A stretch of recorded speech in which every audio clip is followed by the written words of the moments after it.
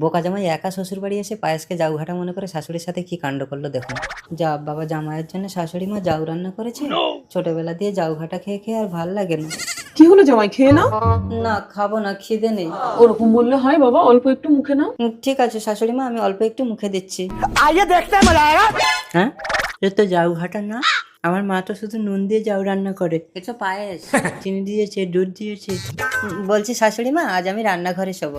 কেন বাবা, খাট আছে তো, খাটে গিয়ে ঘুমো। না, আমার খাটে শুতে ভালো লাগে না, আমার রান্নাঘরে শুতে ভালো লাগে। ঠিক আছে বাবা, তোমার যেখানে ভালো লাগে শুয়ে পড়ো। দেখি পায়েসটা। ঠিক আছে। শরীরটা ভালো লাগছে না, এখন আর খাবো না, রাতে উঠে খেয়ে নেবো। যা, আমি তো সব খেয়ে ফেললাম। ও বাবা গো, হাগা লেগেছে, এবার কি করব? এক কাজ করি, এই হাঁড়ির মধ্যে হেগে রাখি, তাহলে শাশুড়ি মা বুঝতে পারবে না, সকালে ভাববে পায়েস নষ্ট হয়ে গেছে।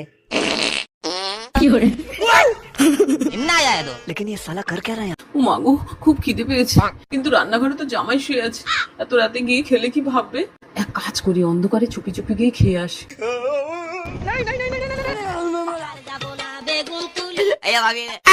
মা, এত বিশ্রী গন্ধ আর এত বাজে লাগছে কেন? এই জন্য তো জামাই খাচ্ছিল না। যাই হোক, নিজের রান্না যেমনই লেমুক খেয়ে নি। আরে শালা, শাশুড়ি মার ঘরে চোর ঢুকেছে। তবে রে শাশুড়ি মা ছুটে আসুন, চোর ধরেছি, ছুটে আসুন। মা, আচ্ছা চোর, পায়েস চোর। শাশুড়ি মা, শাশুড়ি মা, ও শাশুড়ি মা, রান্নাঘরে পায়েস চোর ঢুকেছিল, আপনাকে ডাকছে, আপনি শুনতে পাননি? কি চোর ঢুকেছিল? কোথায়?